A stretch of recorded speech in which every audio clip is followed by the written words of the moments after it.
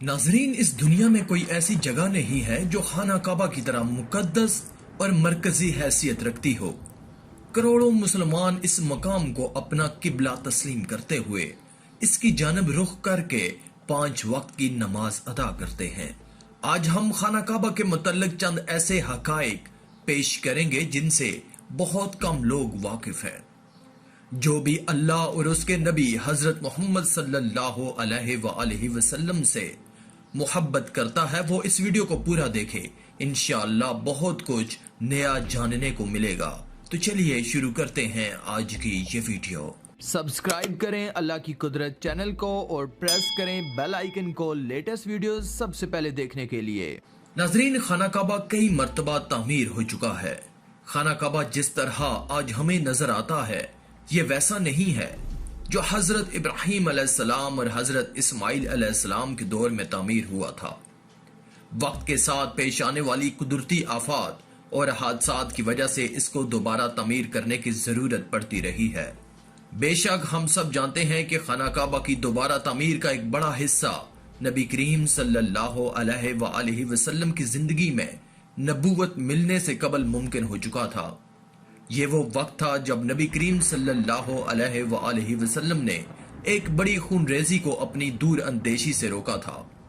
एक बड़े कपड़े में हजरे अस्वद को रखकर हर कबीले के सरदार से उठवाया था। इसके बाद आने वाले वक्त में कई मर्तबा खाना काबा की तामीर होती रही है।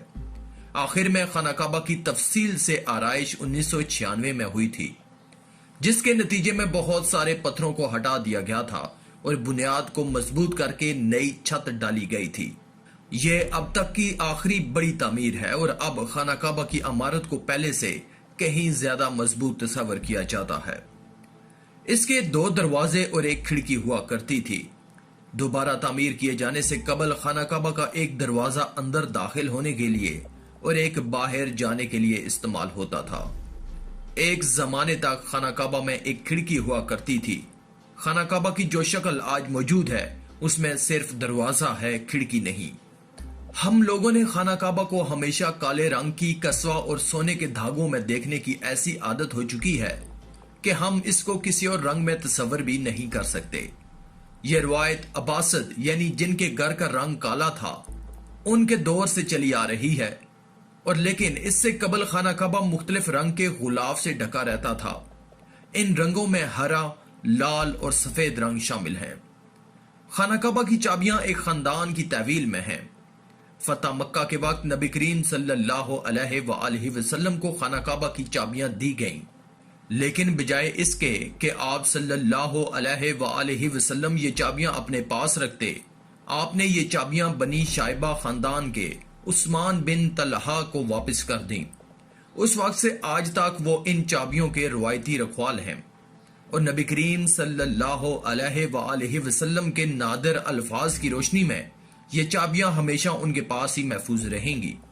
ऐ बनी तलहा, ये चाबियां रोजे कयामत तक तेरी तहवील में रहेंगी, सवाए इसके कि जोर जबरदस्ती तुझसे गैर इखलाकी तरीके से छीन ली जाए।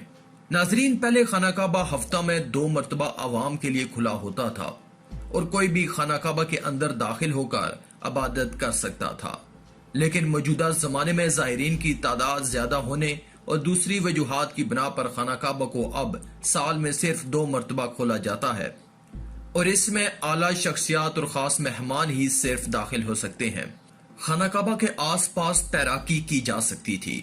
खाना काबा के वादी के निचले हिस्से में होने की वजह से दीगर मसाइल में से एक मसला ये था कि जब बारिश हुआ करती थी तो वादी में सैलाब आ जाता था। ये मक्का जैसे शहर के लिए कोई अनोखी बात नहीं थी, लेकिन ये बात दूसरे मसाइल की वजह बनती थी। इस वक्त यहाँ सैलाब की रोकथाम और निकासी आब का निजाम मौजूद नहीं था।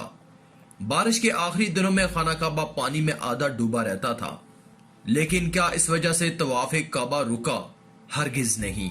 मुसलमानों ने काबा के इर्द गिर्द तैराकी करके तवाफ शुरू कर दिया। खाना काबा के बिल्कुल ऊपर जन्नत में एक और खाना काबा मौजूद है। इसका जिक्र कुरान पाक में भी आया है और नबी पाक सल्लल्लाहु अलैहि वसल्लम ने भी इस बात की निशानदेही की है।